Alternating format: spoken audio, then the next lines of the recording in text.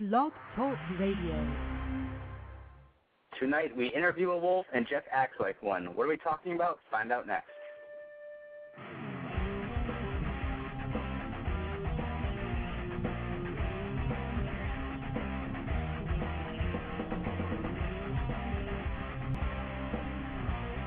And now, the Everything Film Show. It is Thursday night. It is the Everything Film Show. My name's Jay. How are you, Jeff? I'm great, Jay. Thank you. Thanks, everyone, for listening tonight. How's it going, Kelsey? It's going pretty well. Thank you. But let's bring in our guest for tonight. I'm hoping I have it right here. The film is called In My Sleep. We're very excited to have him on the show tonight. Alan Wolf. Yeah, thanks for having me. I appreciate it. Your film, In My Sleep, tell us a little bit about it. I understand that it was a 10-year process from beginning to end. It was. I got the idea about 10 years ago, and I started writing the script. It is a psychological thriller about a man who believes he may have murdered a good friend while sleepwalking. So it's very sort of edge of your seat. Some people say it's very Hitchcockian, and it just took me several years to raise the financing and then film the movie and complete it, and it's been exciting having it now come out in theaters. Is it hard to keep up with something for 10 years? You know, eventually over time, maybe you start to want to do other projects. Was it hard for you to kind of keep it going and keep motivated for putting it together for so long? It was a little bit of a roller coaster at times.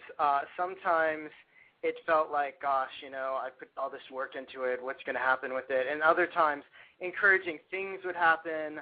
I was encouraged by, once I was able to start getting some great people as part of the team, like Ralph Winter, who produced the X-Men movies, and Conrad Pope, who was our composer, and he's John Williams' orchestrator, and Alyssa Weisberg, who won an Emmy for casting Lost.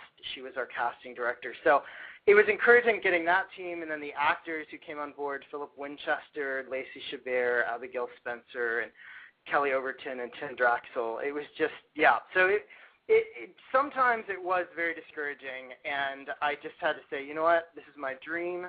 I need to keep moving forward. And through that and encouragement and prayer, it all came together. That's great, and I understand this is also your directorial debut.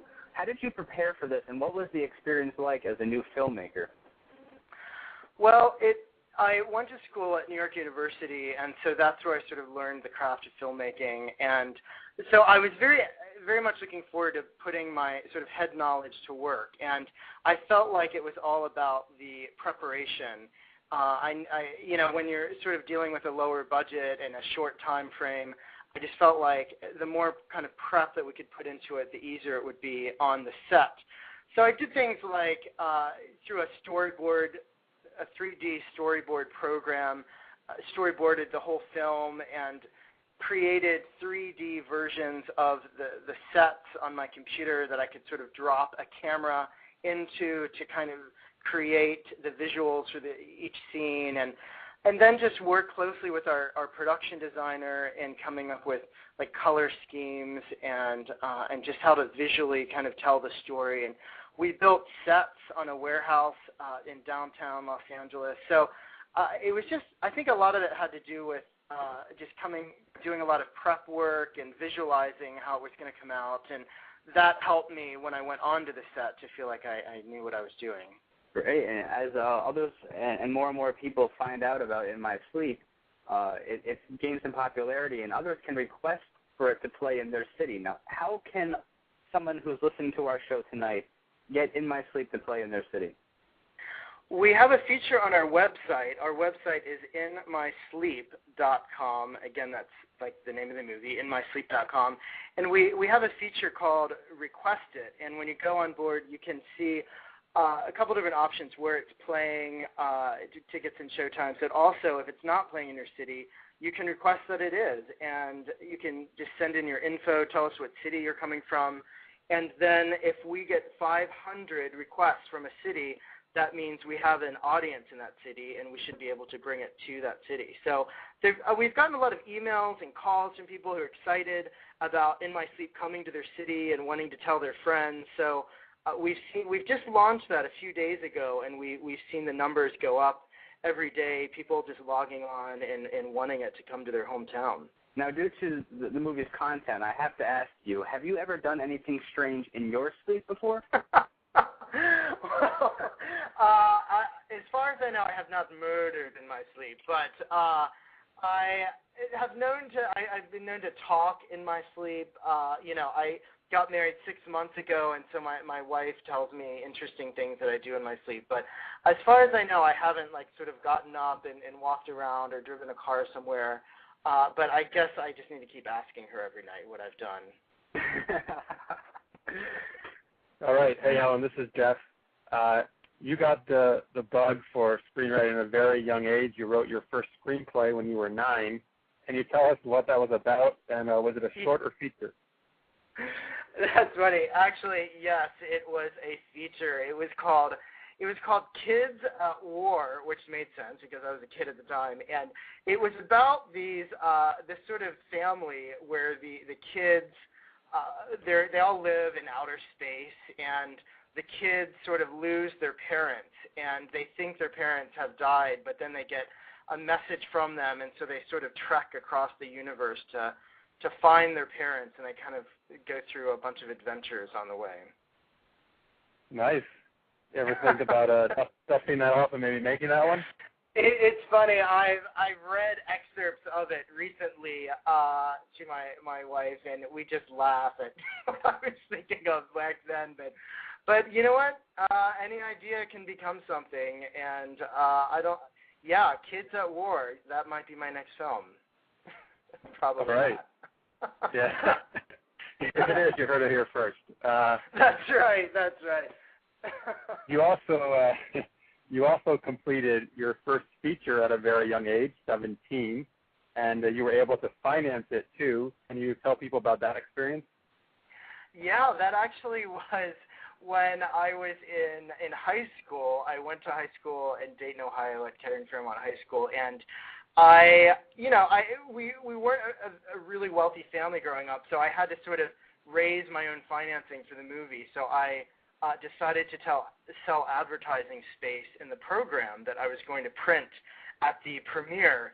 And so I just went around the businesses, and I sold it at $100 per inch of advertising space, which I'm pretty sure by today's standards is still really expensive. But I got several businesses came on board and bought several inches, and yeah, it was really, I was very fortunate to have a lot of support and encouragement from a young age. That is hysterical. I did high school theater, and that is the exact same way that we fundraised for our theater productions. Oh, interesting. We had to go around to all the businesses. Would you like to buy an ad? Yeah, it's always very nice to the businesses because the likelihood of that bringing them business is probably pretty slim. Pretty much, yeah. Now, did you get to screen it in like an actual theater? Like, what was that experience seeing it for the first time in an audience? I did. It was a lot of fun. I screened it in my high school auditorium, and I kind of set up this thing where I had people from the high school pretend that they were photographers, so we could sort of have our own red carpet experience.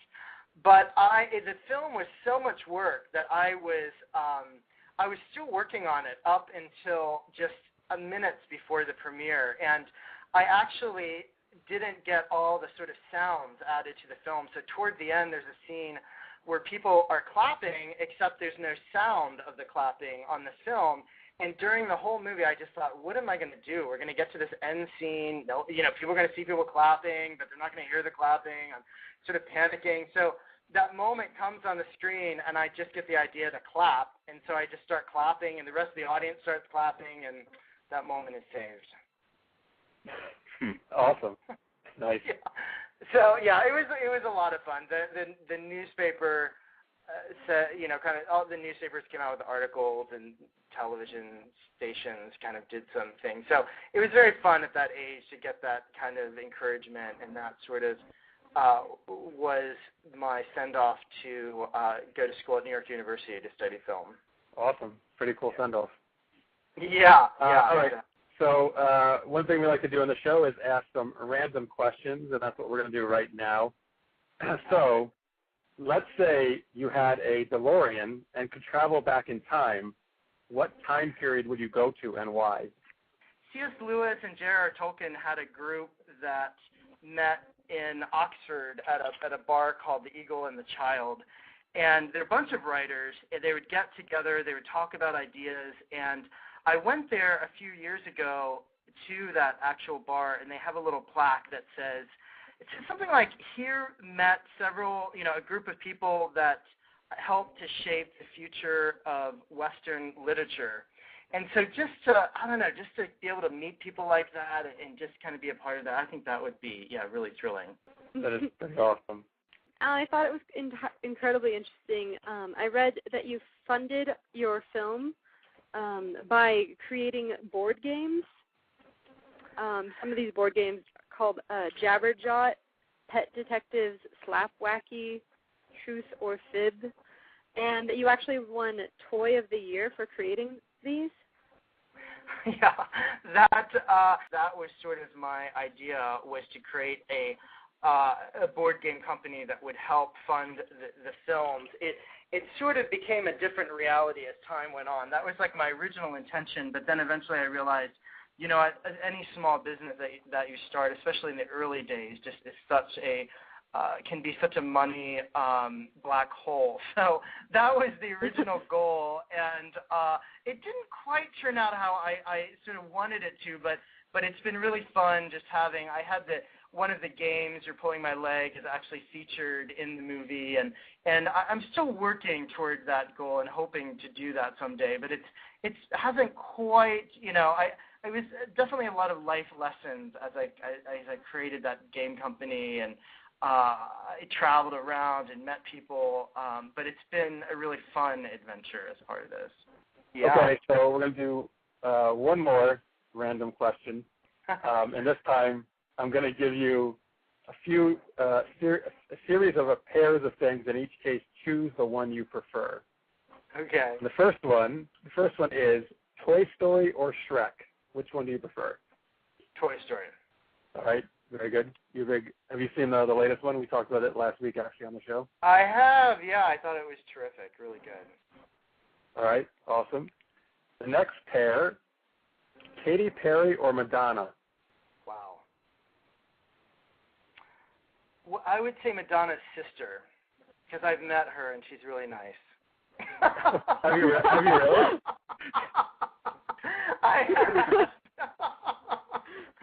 I have, yeah. She is very nice.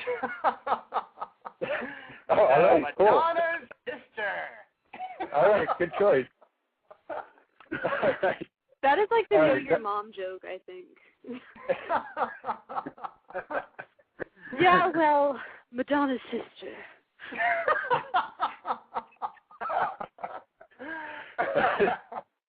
Okay, third one. Spielberg or Scorsese? Definitely Spielberg. I love them both, actually, and Scorsese went to NYU, but I think from a really young age, Spielberg always just really inspired me in my filmmaking, and so Scorsese definitely has more of the sort of New York edge to him, and I kind of appreciate that, but if I had two doors and had to choose one, I would go with Spielberg. What's your favorite Spielberg movie? That's a good question. Probably, I think as a kid, E.T. I thought I was amazed by, I'm sorry, no, I meant actually Close Encounters of the Third Kind. It's funny, I just got those two confused. But, I mean, I loved E.T. too, but I just think, I think I sort of related to the person in the Richard Dreyfuss's character who just had a vision in his mind of something and wanted to see it, in reality, and I think related to that as a kid and just loved the aliens abducting the kid and thought, I want to be abducted. So, yeah, I think that's one of my favorite Spielberg films. All right, one more pair to choose from. Would you rather pilot the Millennium Falcon or find the Holy Grail? Definitely pilot the Millennium Falcon, and maybe on a search for the Holy Grail. Okay. Oh, pilot. I mean, like you're searching in space for it? Is that what you mean? That's right, yeah. I would somehow try to combine the two by flying the Millennium Falcon to find the Holy Grail. Yeah, I mean, Star Wars was such a huge inspiration to me as I was growing up, so that's definitely a great fantasy of mine. But you know what? If we can throw in the Holy Grail, why not? I think you just came up with the idea for the next Star Wars film. That's right. That's right. We are talking to filmmaker Alan Wolf. Now, you've been working in films for a little while, and in fact, Jeff, one of our co-hosts, is a filmmaker. Mark, one of our other co-hosts, is an actor, and he also writes. Kelsey is in film school. I just graduated from film school, and I'm actually heading down to New York to try to get my foot into the business. And then, of course, we have a good portion of our listeners who are also just getting into film now and trying to find their footing and writing and directing their first short films. What advice would you give others who are starting this process and are starting to get into film from your experience? Well, I think one thing, it just depends on what realm they're sort of getting into. I think a lot of people are interested in directing or writing, and for me, I remember thinking, wow, it's so difficult sort of breaking into the industry. How am I going to do it? And I just thought back to when I was growing up, and I was like, how did I do it then? Well, I just kind of tried to put the resources together and ask people and really helped just went to the support of my community to make things happen. And so I guess I would advise that for especially someone who wants to get a movie off the ground to go to your community, go to your friends and your family and say, hey, do you want to be a part of this? And just really have people around you who are encouraging and who can just really see your vision and what your dream is. And I know that's helped me tremendously, is just to have people in my life who just really care about me, and when the chips are down, they say, hey, we believe in you and we believe in what you're doing. And so I think community is really important and really key. And I think the other thing is when you sort of meet people in the film industry, to really value them just beyond what they can do for you. And I think people just really appreciate that, because it's really a long-term journey, and these are people that you're going to be working with or knowing for the rest of your life. So I just think it's important to just really just value people for who they are. All right, Alan Wolf. Before we let you go, we do want you to put, talk about your website. Oh, sure, yeah, absolutely. Our website is inmysleep.com, and you can actually, for filmmakers out there, if you go under the videos part, we have 5 different videos that show all kinds of behind the scenes for each phase of the production that I think you'll find interesting. And we have footage from our premiere and from the very beginning of the movie and building the sets and even orchestrating the music. But it's a great place for people to read more about the movie and read crazy sleepwalking stories and even request the movie to come to a theater near you. We're actually opening in Dayton, Ohio next Friday starting July 9th, and we are now playing in Fort Lauderdale starting tonight. So all those details are on our website, inmysleep.com.